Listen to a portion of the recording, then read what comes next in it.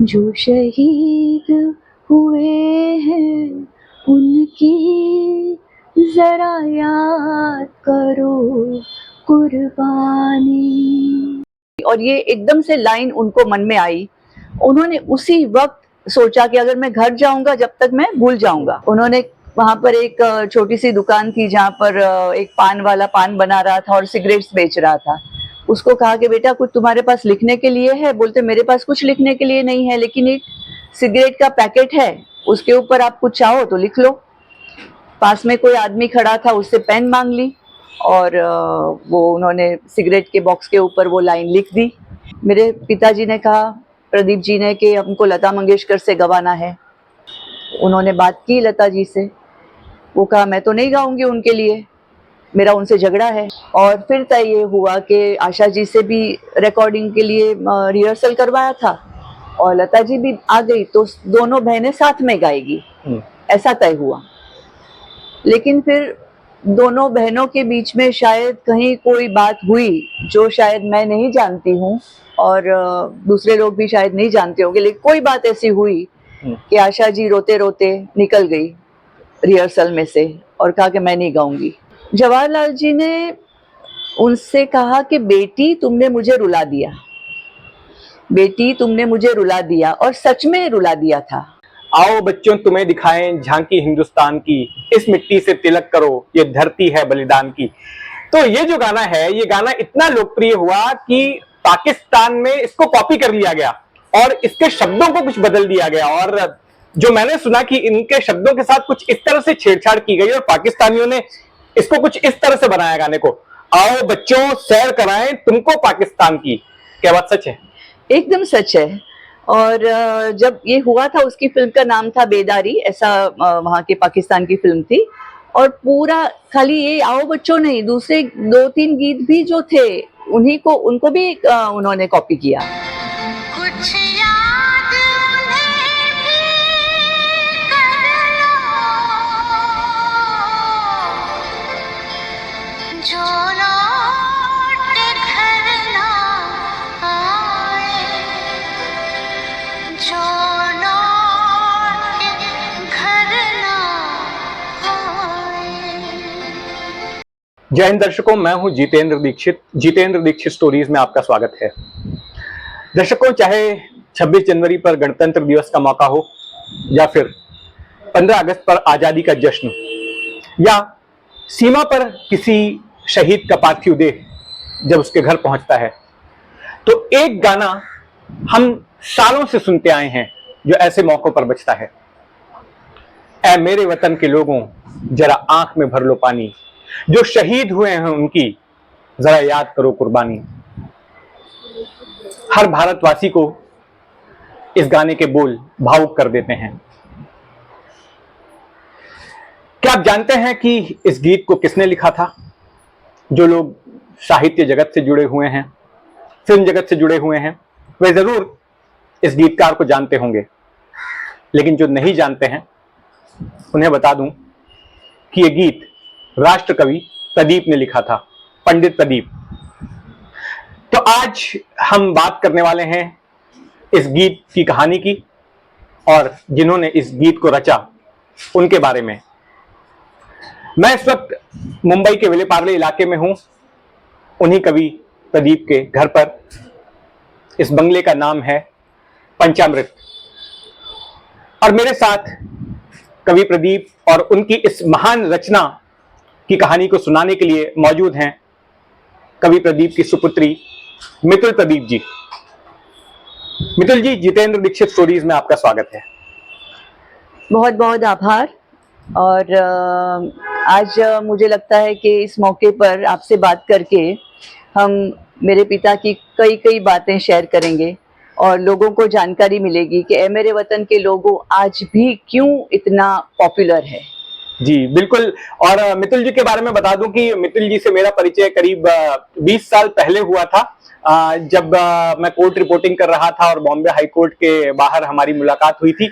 और आज करीब ठीक 20 साल बाद हमारी फिर से एक बार मुलाकात हो रही है। हालांकि हम फेसबुक पर फ्रेंड जरूर हैं, लेकिन आमने सामने इन पर्सन मुलाकात आज 20 सालों के बाद हो रही है। और मौका है उनके पिताजी और हम सभी के प्यारे कवि प्रदीप जी के बारे में बातचीत का, उनको समझने का, उनको जानने का।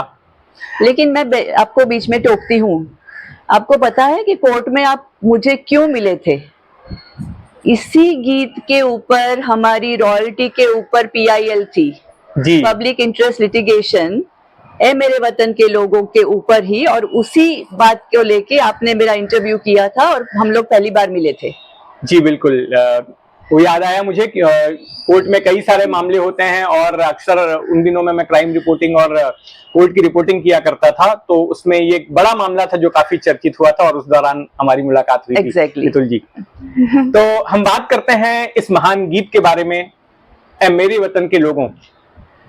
मुझे ये बताइए मितुल जी कि इस गीत की कल्पना, इस गीत का आइडिया कैसे आया, इस गीत के पीछे की कहानी क्या है? ये तो जब चाइना के साथ हमारी लड़ाई हुई, भारत की और चाइना की जो एक वॉर हुई, और जो जिसमें हमारे कई जवान शहीद हो गए, उस वक्त माहौल बहुत ही गमगीन था देश का, और मेरे पिता भी उसमें अछूते नहीं थे। उनके मन में भी इसकी बहुत ग्लानि थी, बहुत दुख था, और वो कवि थे, तो कवि अपने आप को कैसे एक्सप्रेस करे? दूसरा जो कोई सामान्य अगर जनता है तो वो दुख अलग तरीके से एक्सप्रेस करते हैं, लेकिन जो कवि होते हैं तो उनके मन में आ रहा था कि ये जो शहीद हो रहे हैं हमारे जवान, और इतनी हमारी महिला जो है, हमारी बहनें जो है, वो विडोज हो रही है, जिनके पति चले जा रहे हैं, देश को अपना शहादत हो रही है, तो उनके मन में आया कि मुझे शहीद के ऊपर कुछ लिखना चाहिए। तो शहीद के ऊपर क्या लिखे? तब एक शैतान सिंह नाम के बहुत बड़े ऑफिसर थे जिन्होंने अपनी जान दे दी थी, और वो शैतान सिंह को जब उन्होंने पता चला कि तब तो सिर्फ रेडियो थे और या तो न्यूज़पेपर्स, अखबार थे, तो कैसे पता चलता था कि इस तरह से शहादत हुई है? तो इनका जो लिखने का ढंग था वो अलग था। उन्होंने सोचा कि मैं अगर शहीद के ऊपर लिखता हूँ तो क्या लाइन होनी चाहिए। तो वो एक दिन रास्ते पे घूम रहे थे, माहिम की फुटपाथ पे चल रहे थे, तो चलते चलते उनको एक लाइन ऐसे याद आ गई कि जो शहीद हुए हैं उनकी जरा याद करो कुर्बानी। और ये एकदम से लाइन उनको मन में आई। उन्होंने उसी वक्त सोचा कि अगर मैं घर जाऊंगा जब तक मैं भूल जाऊंगा, और इसको लिख लेना जरूरी है। उन्हें वहीं पर देखा, उनके पास कोई कागज कलम होती नहीं थी, वो कोई पेन रखते नहीं थे अपने पास। अलग से कवि थे जो साथ में पेन लेके नहीं चलते थे। उन्होंने वहां पर एक छोटी सी दुकान थी जहाँ पर एक पान वाला पान बना रहा था और सिगरेट्स बेच रहा था। उसको कहा कि बेटा कुछ तुम्हारे पास लिखने के लिए है? बोलते मेरे पास कुछ लिखने के लिए नहीं है, लेकिन एक सिगरेट का पैकेट है, उसके ऊपर आप कुछ चाहो तो लिख लो। पास में कोई आदमी खड़ा था, उससे पेन मांग ली और वो उन्होंने सिगरेट के बॉक्स के ऊपर वो लाइन लिख दी कि जो शहीद हुए हैं उनकी जरा याद करो कुर्बानी। ये लाइन पहली थी और उसके बाद में ये पूरा गीत बना। जी, बहुत ही दिलचस्प है। लेकिन इस गीत को ये भी बताया जाता है कि लता मंगेशकर के साथ साथ आशा भोसले भी गाने वाली थी, उनकी बहन भी गाने वाली थी, लेकिन कोई विवाद हो गया था जिसकी वजह से आशा भोसले जो है वो हट गई थी। और शुरुआत में इस गीत को अपने स्वर दिए थे लता मंगेशकर जी ने, लेकिन वो भी तैयार नहीं थी इस गीत को गाने के लिए। उन्होंने मना कर दिया था कि मैं ये गाना नहीं गाऊंगी, लेकिन फिर बाद में वो गाने के लिए तैयार हो गई थी। वो कहानी क्या है? ऐसा है कि उस समय पर सी रामचंद्र जी जो थे, चितलकर काका हम बोलते थे उनको, चितलकर काका, जो सी रामचंद्र बहुत बड़े म्यूजिक डायरेक्टर, उनके साथ में मेरे पिता का एक हमेशा अच्छा संबंध रहा। और उन्होंने कहा कि चितलकर, मैं एक गीत लिख रहा हूँ और उसको तुमको उसमें म्यूजिक देना है। चितलकर काका ने कहा कि ठीक है। मेरे पिताजी ने कहा, प्रदीप जी ने, कि हमको लता मंगेशकर से गवाना है। उस जमाने में सी रामचंद्र जी और लता मंगेशकर जी का संबंध में थोड़ा सा कोई खटास थी, थोड़ा ठीक नहीं था, तो वो उनके गाने नहीं गा रही थी। तो उन्होंने कहा कि वो तो मेरे गाने गाएगी नहीं, हम आशा भोसले को बोलते हैं। तो आशा जी को कांटेक्ट किया गया, आशा जी से रिहर्सल करवाए गए, लेकिन मेरे पिताजी को लगा कि शायद लता मंगेशकर का वॉइस ज़्यादा सूटेबल है इस गीत के लिए। तो उन्होंने कहा कि क्या मैं कोशिश करूं और मैं उनसे बात करूं। तो चितलकर काका ने कहा ठीक है, आप कोशिश करिए। उन्होंने बात की लता जी से, वो कहा मैं तो नहीं गाऊंगी उनके लिए, मेरा उनसे झगड़ा है, लेकिन आप बोल रहे हैं तो मैं कोशिश करूंगी, लेकिन मेरे साथ कहीं पर कोई मेरा इंसल्ट नहीं होना चाहिए, मेरा पूरा मान सम्मान रखना चाहिए, तो मैं आऊंगी। तो मेरे पिता ने कहा कि ठीक है, तुम्हारा पूरा मान सम्मान रखेंगे, कोई किसी भी प्रकार का मैं जिम्मेदारी लेता हूँ। और फिर तय ये हुआ कि आशा जी से भी रिकॉर्डिंग के लिए रिहर्सल करवाया था और लता जी भी आ गई, तो दोनों बहनें साथ में गाएगी, ऐसा तय हुआ। लेकिन फिर दोनों बहनों के बीच में शायद कहीं कोई बात हुई जो शायद मैं नहीं जानती हूँ और दूसरे लोग भी शायद नहीं जानते होंगे, लेकिन कोई बात ऐसी हुई कि आशा जी रोते रोते निकल गई रिहर्सल में से और कहा कि मैं नहीं गाऊंगी। इस प्रकार से फिर अकेली लता जी रह गई। अच्छा, जब पहली बार इस गीत को उन्होंने गाया था दिल्ली के नेशनल स्टेडियम में लता मंगेशकर जी ने, उस वक्त में राधा कृष्णन जी राष्ट्रपति थे, पंडित जवाहरलाल नेहरू प्रधानमंत्री थे और एक बड़े जन समुदाय के सामने इस गीत को गाया गया था। और 1962 में जब लड़ाई हुई थी चीन के साथ, उसके चंद महीनों बाद ही ये मौका पड़ा था गणतंत्र दिवस का, जब ये गीत गाया गया था। ये किसी फिल्म का गाना नहीं था। जब ये गीत गाकर उठी लता मंगेशकर उस जगह से, तो उनको पंडित जवाहरलाल नेहरू ने बुला दिया था। क्या कहा था नेहरू जी ने उनसे? जवाहरलाल जी ने उनसे कहा कि बेटी तुमने मुझे रुला दिया, बेटी तुमने मुझे रुला दिया, और सच में रुला दिया था। और सिर्फ नेहरू जी को नहीं, वहां बैठे हुए सभी जितने लोग हैं वो सभी की आंखें नम थी, कई लोग रो रहे थे, क्योंकि वो उस जमाने में इस प्रकार से शहीदों के ऊपर आज तक किसी ने नहीं लिखा था। और वो जो उनकी आवाज, उनका जो गीतों का जो शब्द चयन, उससे सभी लोग इमोशनल हो गए थे और जवाहरलाल जी बहुत ज्यादा इमोशनल हो गए थे। वो खुद एक लेखक थे, वो खुद राइटर थे, तो उनको पता था कि किस प्रकार से एक कवि ने इस चीज में कैसे उसने पूरी इमोशन से भरा हुआ गीत लिखा है।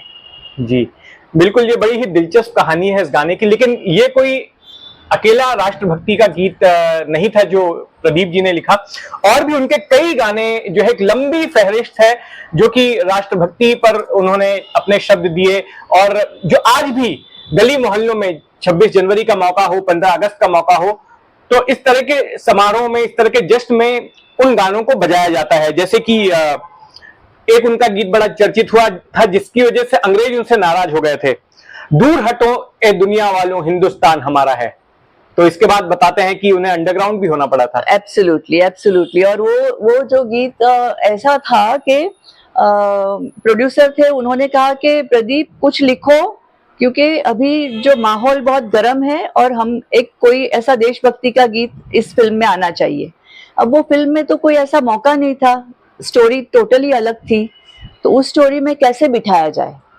तो प्रदीप जी ने सोचा कि कुछ तो करते हैं, कुछ लिखते हैं, और फिर सबने मिलके एक सिचुएशन वहां पैदा की कि जिसमें स्टेज शो हो रहा है और उसमें सब लोग गीत गा रहे हैं।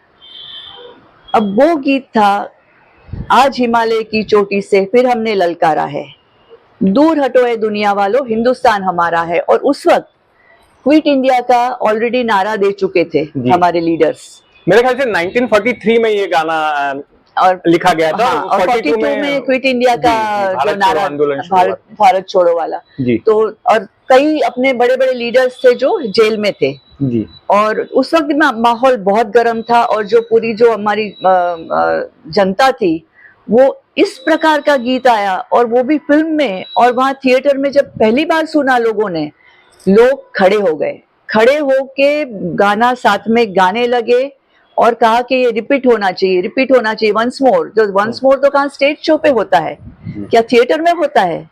लेकिन थिएटर में उन्होंने वंस मोर के नारे लगवा के गाने को फिर से रिपीट करवाया। एक बार, दो बार, तीन बार, और लोगों ने उस गाने को रिपीट करने का एक वो बन गया कि हर एक जगह पे जहां पर फिल्म चल रही थी लोग खड़े होके इसको रिपीट करवाते थे। आज हिमालय की चोटी से फिर हमने ललकारा है, आज हिमालय की चोटी से फिर हमने ललकारा है। दूर हटो, दूर हटो, दूर हटो है दुनिया वालों, हिंदुस्तान हमारा है। दूर हटो है दुनिया वालों, हिंदुस्तान हमारा है। ये बड़ा ऐतिहासिक है, क्योंकि अगर बहुत लाइव ऐतिहासिक परफॉर्मेंस है गानों का तो फिर वंस मोर पे ठीक है, गायक फिर से गा देता है, लेकिन किसी फिल्म में कोई गाना चला और बाद में फिल्म को रिवर्स करके सिनेमा हॉल में उस गाने को वापस से प्ले करना, ये ऐसा अपने आप में कभी नहीं ऐतिहासिक हुआ। था, अभूतपूर्व था ये तो। यस, तो इस प्रकार से ये गीत ऐसा बन गया कि लोग जो है ना वो चार्ज्ड हो गए, चार्जिंग बोलते हैं ना जैसे, और क्विट इंडिया के ऊपर। अब अंग्रेजों को पता चला कि ये गाना क्या है, क्या बात है, कि लोग क्यों गा रहे हैं इसको, क्या बात है इसमें। तो उसमें उनके पीछे वो लगा दिया, समन्स निकल गया उनकी अरेस्ट का, अरेस्ट वारंट निकल गया कि कभी को अरेस्ट करो, कौन सा गीत है ये, क्या है हमारे खिलाफ। तो उस वक्त एक धर्मेंद्र गौड़ करके वहां पर एक अपने ऑफिसर थे जो ब्रिटिशरों के साथ काम करते थे। तो उन्होंने कहा कि देखिए मैं कवि से बात करता हूँ, मैं बुलाता हूँ उनको और पूछता हूँ कि ये क्या है। उन्होंने मेरे फादर से बात की, जब तक उन्होंने सोचा था कि मैं तो अंडरग्राउंड हो जाऊंगा, और चले भी गए थे, वो छुप गए थे, क्योंकि हमारे परिवार पूरा नाराज था कि आपने क्या कर दिया, अभी देखो आपके पीछे लोग पड़ गए, आपको अरेस्ट करेंगे। तो कवि प्रदीप जी ने कहा कि धर्मेंद्र जी देखिए गौड़ साहब, ये तो गाना ऐसा है कि इसमें मैंने लिखा है कि शुरू हुआ है जंग तुम्हारा, जाग उठो हिंदुस्तानी, अब न किसी से आगे, किसी के आगे झुकना, जर्मन हो या जापानी। मैंने कहा लिखा है ब्रिटिशरों के खिलाफ, जर्मन और जापानी तो ब्रिटिशरों के एनिमीज है, दुश्मन है, उनके खिलाफ तो जंग चालू है। बोलते हाँ अच्छा अच्छा ऐसा है, ओहो, तो ये तो आपने दूसरों के लिए लिखा है। हाँ। बोलते हाँ। तो फिर जाके उन्होंने वो कहा उनसे, ब्रिटिश राज से, भाई जो भी वहाँ के ऑफिसर से, ये अपने खिलाफ नहीं है, ये तो जर्मन और जापानी के खिलाफ है। ओहो ऐसा है, ठीक है, वारंट वापस कर दो। तो इस प्रकार से प्रदीप जी ही बच गया, और उन्होंने उसी वक्त सोचा था कि ऐसा कुछ डालूंगा ताकि मैं पकड़ा ना जाऊं, और वैसा ही हुआ। बिल्कुल। अच्छा, मैं वापस से आप से सवाल उसी गाने पर करना चाहता हूँ, ए मेरे वतन के लोगों पर। क्या उस वक्त में देशभक्ति के गानों को लेकर गीतकारों में किसी प्रकार का कोई कंपटीशन था? ये मैंने सुना है कि ये जब गाना जब लिखा जा रहा था या इसको कंपोज किया जा रहा था तो बड़ा चोरी छुपे कंपोज किया जा रहा था ताकि दूसरे किसी को पता ना चल सके। उसी दौरान एक और गाना आया था, सकते हैं लेकिन सर झुका सकते नहीं, ये इस गाने के बोल थे। और साथ साथ जो है जब ये गाना लिखा जा रहा था तो उसी वक्त में वो गाना भी चल रहा था, और ये सब काम छुप छुप कर हो रहा था। तो इस तरह का कंपटीशन था। हाँ, कंपटीशन तो हर जमाने में होता है, तो वो तो उस वक्त भी कंपटीशन था कि कोई अगर लिखेगा तो उससे पहले उसी सब्जेक्ट के ऊपर कोई और लिख दे तो कौन आगे बढ़ जाए, और किस प्रकार से चोरी हो, वो तो हमेशा होता है। तो उस वक्त भी था। तो सुवेनियर छपने वाला था कि भाई आप, ये वहां पर एक प्रोग्राम था, जैसे कहा ना नेशनल स्टेडियम में जी। तो नेशनल स्टेडियम में जो प्रोग्राम था उसके लिए सुवेनियर छपने वाला था। सुवेनियर में आपको गाना देना है कि आप क्या गाना दे रहे हो, क्या आपका एक के बाद एक कौन सा होगा और किस प्रकार से क्या होगा आपका सब्जेक्ट गाने का।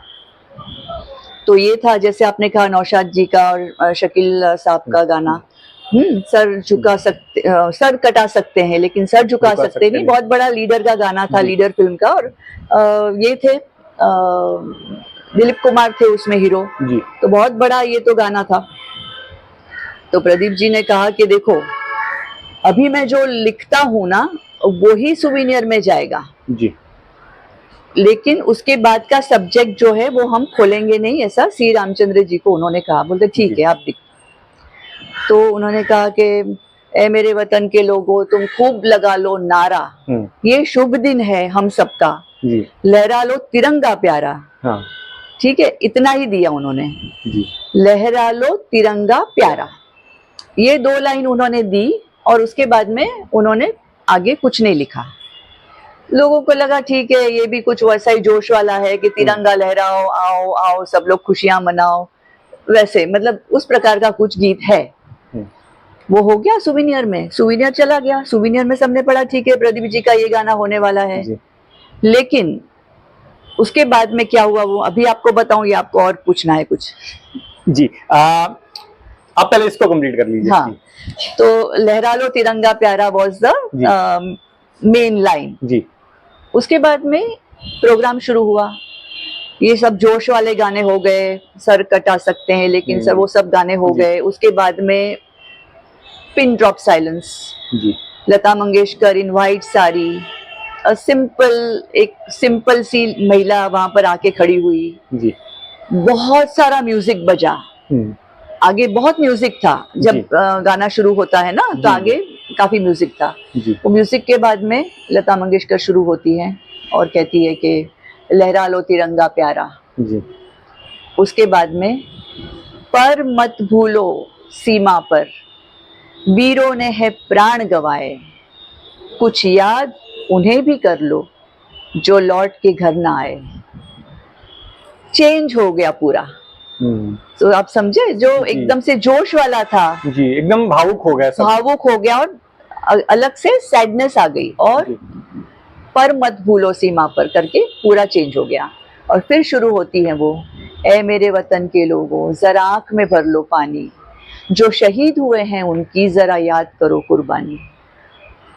तो पूरा जो वहां बैठा हुआ ऑडियंस था, इसमें बड़े बड़े लीडर्स थे, प्रेसिडेंट ऑफ इंडिया थे, प्राइम मिनिस्टर ऑफ इंडिया थे, गवर्नर्स थे, मतलब ये बताओ कि जो बड़े बड़े लोग थे।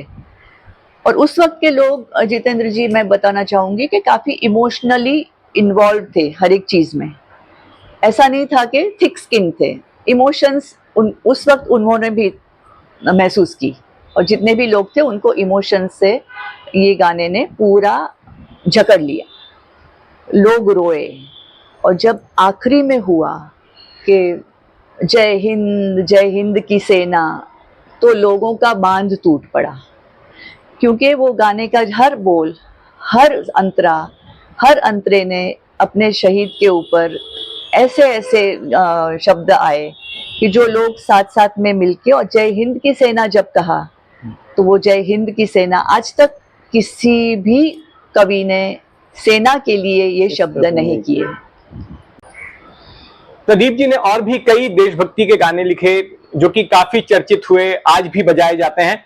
उनमें से एक गाना जो मेरा अपना फेवरेट भी है और जो मैं बचपन से सुनता आया हूँ। आओ बच्चों तुम्हें दिखाएं झांकी हिंदुस्तान की, इस मिट्टी से तिलक करो ये धरती है बलिदान की। वंदे मातरम, वंदे मातरम, वंदे मातरम, वंदे मातरम। तो ये जो गाना है, ये गाना इतना लोकप्रिय हुआ कि पाकिस्तान में इसको कॉपी कर लिया गया और इसके शब्दों को कुछ बदल दिया गया। और जो मैंने सुना कि इनके शब्दों के साथ कुछ इस तरह से छेड़छाड़ की गई और पाकिस्तानियों ने इसको कुछ इस तरह से बनाया गाने को, आओ बच्चों सैर कराएं तुमको पाकिस्तान की। क्या बात सच है? एकदम सच है। और जब ये हुआ था, उसकी फिल्म का नाम था बेदारी, ऐसा वहां के पाकिस्तान की फिल्म थी।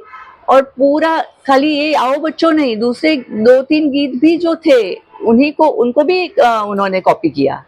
फिर मेरे बापू को किसी ने कहा, प्रदीप जी को, कि ऐसा ऐसा हुआ है, क्या किया जाए? बोलते कोई बात नहीं, हमारा ही गीत तो हमारे ही है ना, उनको भी गाने दो, कोई बात नहीं। तो उन्होंने उसमें कोई बड़े दिल के थे और उन्होंने कहा कोई हमको लीगल एक्शन नहीं लेना है। और उस जमाने में ऐसा ज्यादा होता भी नहीं था, तो खैर वो चलने दिया। लेकिन शायद उसके बाद में उन्हीं की फिल्म बैन हो गई थी वहां पर, ऐसा सुना है। उनके गाने इस्तेमाल किए, गाने उनके चल जाएंगे, लेकिन गाने चल रहे थे, लेकिन फिल्म को शायद बैन किया हुआ था, ऐसा सुना है।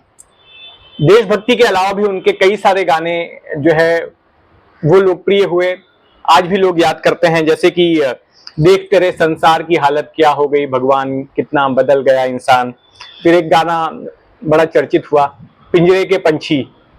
इस जैसे तमाम गाने हैं, उन्होंने मेरे ख्याल से कुल 1700 के आसपास गाने अपने जीवन काल में लिखे। हाँ, वो उनकी कविताएं और उनके प्राइवेट सॉन्ग्स और प्राइवेट पोएम्स को मिला के। लेकिन आप एक गाना भूल रहे हैं, इंसान का इंसान से हो भाईचारा, यही पैगाम हमारा। जी पैगाम फिल्म का गीत, और वो आज इतना सटीक बैठता है। वैसे उनके सभी गाने सटीक बैठते हैं हर एक दौर में। अगर आप ये सोचे कि ये वाला जो है कि देख तेरे संसार की हालत, तो आज भी उस गीत को कई लोग यूज करते हैं अलग अलग तरीके से, कि देख तेरे संसार की हालत क्या हो गई भगवान, कितना बदल गया इंसान। पॉलिटिकल सटायर के लिए भी इस्तेमाल पॉलिटिकल होता है। सटायर के लिए। छली और कपट के हाथों अपना बेच रहा ईमान, कितना बदल गया इंसान, कितना बदल गया इंसान। देख तेरे संसार की हालत क्या हो गई भगवान, कितना बदल गया इंसान। जय संतोषी माता फिल्म के जो प्रोड्यूसर थे, बताया जाता है कि वो उनसे इतने प्रभावित थे, इतने कृतज्ञ थे कि उन्होंने उस दौर में उनको कोई एसी वगैरह भी गिफ्ट किया था। वो है क्या अभी एसी? एसी नहीं है अब, वो तो खराब हो गया। लेकिन हाँ, वो सच बात है। सच बात ये था कि प्रोड्यूसर के पास उतने पैसे नहीं थे। तो जब जय संतोषी माँ फिल्म का उन्होंने ऑफर लेके आए, तो उन्होंने कहा मेरे पास पैसे नहीं है, मैं आपको बहुत कम पैसा दे सकता हूँ। तो प्रदीप जी ने कहा कि देखो, अगर तुम्हारी फिल्म चल गई तो तुमको पता है कि मैं एसवी रोड पे रहता हूँ, मेन रोड पे रहता हूँ, और यहाँ पर कितना ट्रैफिक है, कितना हल्ला है। तो अगर मैं शांति से अगर मैं गाना लिखना चाहूँ, मैं नहीं लिख सकता हूँ। तो अगर तुम्हारी फिल्म हिट हो गई जी, तो तुम मुझे इस रूम में एसी लगवा दोगे। और सच में हिट हो गई। और वो प्रोड्यूसर ने कहा कि प्रदीप जी, आपने कहा था, मुझे याद है, आप शायद भूल गए, लेकिन ये लीजिए एसी और मैं आपको फिट करके देता हूँ। वाह, बहुत ही दिलचस्प तो किस्सा है ये। अभी तो सोचिए 50 साल हो रहे हैं उसको, अगले साल जी फिल्म को। सही बात है, तो उनको 50 साल हो जाएंगे। 50 साल हो उस फिल्म जाएंगे। में तो इतिहास रचा जो है। हाँ। बिल्कुल। मुझे इस बात का मितुल जी हमेशा मलाल रहेगा कि मैं कभी उनका इंटरव्यू नहीं कर पाया, क्योंकि जब उनका निधन हुआ 1998 में, तब मेरे पत्रकारिता की जो है शुरुआत ही हुई थी। तब मैं सामना में कैंपस वगैरह कवर करता था, और टीवी में तो मैं उसके 1 साल बाद आया। तो मुझे इस बात का हमेशा रिग्रेट रहेगा, मलाल रहेगा कि मैं उनसे मिल नहीं सका, उनका इंटरव्यू नहीं कर सका। लेकिन इस बात की खुशी है कि मेरी आपसे मुलाकात हुई, और आपके जरिए मुझे उनको जानने का मौका मिला, उनसे जुड़े किस्से कहानियों को सुनने का मौका मिला। हमें समय देने के लिए बहुत बहुत धन्यवाद मितुल जी। बहुत बहुत आभार, धन्यवाद आपका।